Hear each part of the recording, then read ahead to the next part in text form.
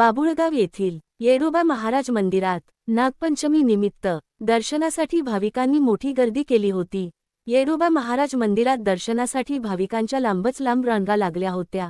हिंगोली जिल्ह्यातील सेनगाव तालुक्यात येत असलेल्या बाबुळगाव येथे गावाच्या मध्यभागी उंच टेकडीवर येडोबा महाराज यांचे फार प्राचीन काळापासून मंदिर असून याच मंदिरात श्रावण महिन्यातील पहिला श्रावण सोमवार आणि नागपंचमी निमित्त दर्शनासाठी भाविकांनी मोठी गर्दी केली होती। तर गावामध्ये प्रसाद, मिठाई, लहान मुलांचे खेळणीचे दुकान यांसह इतर संसार उपयोगी साहित्याची दुकाने थाटली होती। यामुळे गावात यात्रेचे स्वरूप आले होते। यामध्ये महिला तसेच लहान मुलांनी विविध वस्तू खरेदी करत आनंद व्यक्त केला।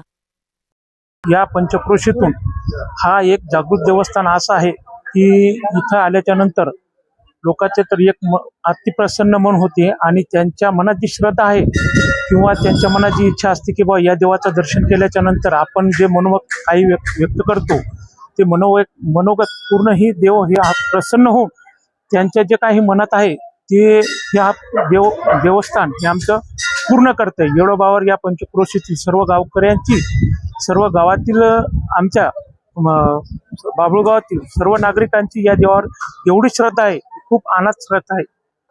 नागपंचमीच्या निमित्तानं कधी साप चावला, कधी हे जर विषबाधा झाली तर या देवस्थानाच्या नावावर कधीही त्यांचा म्हणजे इथंच उपचार होतो, दवाखान्यात किंवा कुठं न्यायचं कधी काम नाही। आणि त्या निमित्तानं लाहडी पौर्णिमेचा जो कार्यक्रम असतो त्याच्यातून विस्त्यातून जातात तो फक्त या येडोबा महाराजाच्या नावावरच ते देवाच्या याच्यावरच हा कार्यक्रम चालू असतो। ते म्हणजे लोकांची, भाविकाची एवढी श्रद्धा आहे की ते आंधळ्याने सुद्धा या विस्त्याहून गेले तरी त्यांना इजाही कसल्या प्रकारची होऊ शकत नाही। कारण की म्हणजे गर्दी ही त्या लाहडी पौर्णिमेच्या दिवशी भरपूर असते आणि लोकांची श्रद्धा या देवावर खूप आहे।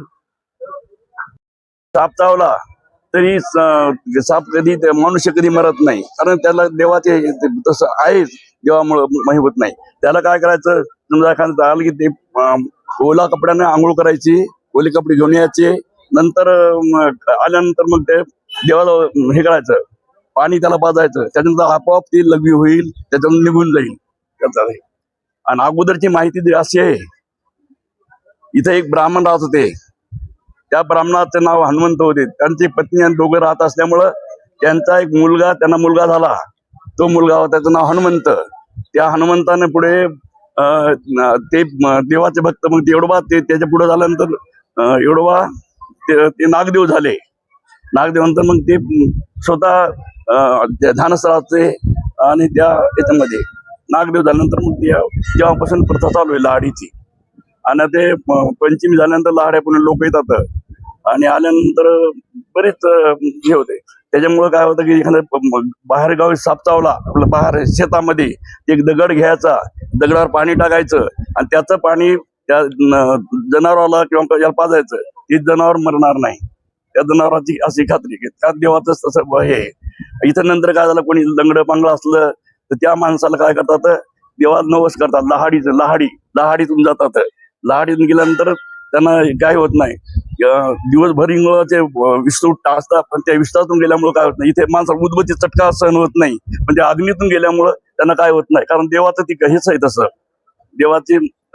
तर त्याच्यामुळे लाहाडीतून गेलं तर पाय दळत नाहीत आणि अंगावर विस्तव घेतात, त्याचं एक हे केलेलं असतं, अंगावर विस्तव घेऊन पण तिला अंग पोळत नाही। लहान मुलं सुद्धा याच्यातून जातात लाहाडीतून, त्याचा पाय पोळत नाही।